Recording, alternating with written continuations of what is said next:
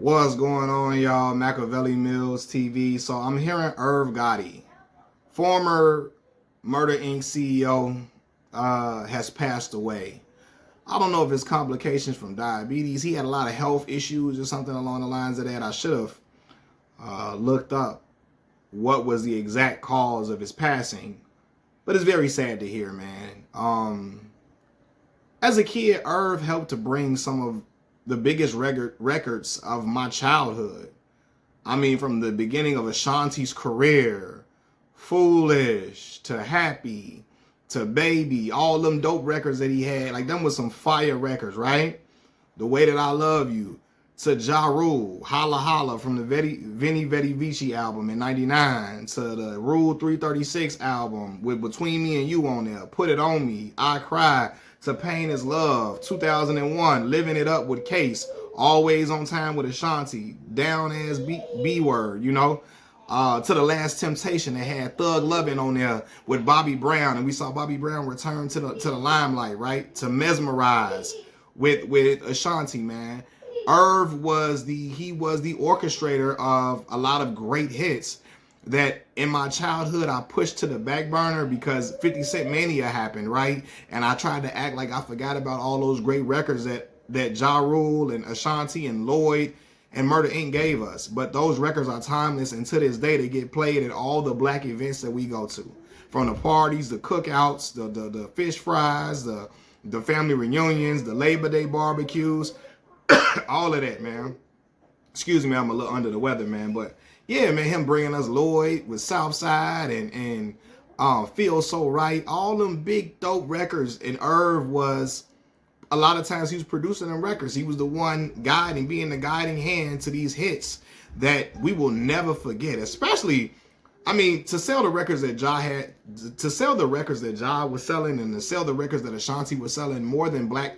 It takes more than just black people to be in your music, but their music was a staple of our community, a staple of, again, joy. It was synonymous with joy in our community. You know, the songs that I just rang out to y'all, Put It On Me, all of that type of stuff. Like, them records is stuff that they were, again, I remember singing these songs all the time. My mama be driving in the car. We all singing the songs together. Me, my cousins, my auntie. We having birthday parties, sleepovers. We watching the music videos. I remember Between Me and You was the Between Me and You video was the first time I saw Christina Milian. Christina Milian, and I was in love with that girl, that woman, when I first seen her, right? But yeah, like, y'all remember Living It Up. Living It Up was on Friday After Next, and the house party scene with Damon come in the house on Demon Time with Cat Williams, right? But yeah, man. I remember me being a kid. I let my love for 50s music make me forget how timeless them records were. But then when I got older, I'm like, nah, man. These were great songs, and Irv was behind a lot of these records, man. He was the one with the creative ideas for a lot of these videos, and he had that vision for the record label getting to the heights that it got to. They were selling out like mega records, man. You know, I'm from New York, right? All them songs that we will never forget. What's that joint Caught Up? That was on their Rule album that came out in 2004. Their record Caught Up with him and Lloyd. I love that song. That's a really underrated song in Ja Rule's discography, man. But yeah, man, rest in peace to Irv. I know a lot of people were clowning Irv for how he was handling the Ashanti situation now that Ashanti has moved on and she's gotten with Nelly and all of that. But yeah, that's a separate issue, man. Irv has passed on, and he made a profound impact on hip-hop music, especially in the late 90s and early 2000s. You can't talk about that era without talking about Ja Rule, who was an artist that was signed under Irv Gotti. You can't talk about early 2000s R&B without talking about Ashanti, talking about Lloyd. These were all artists under Irv Gotti. Irv Gotti was responsible for making that connection with J-Lo. And what's that joint with her? Golly.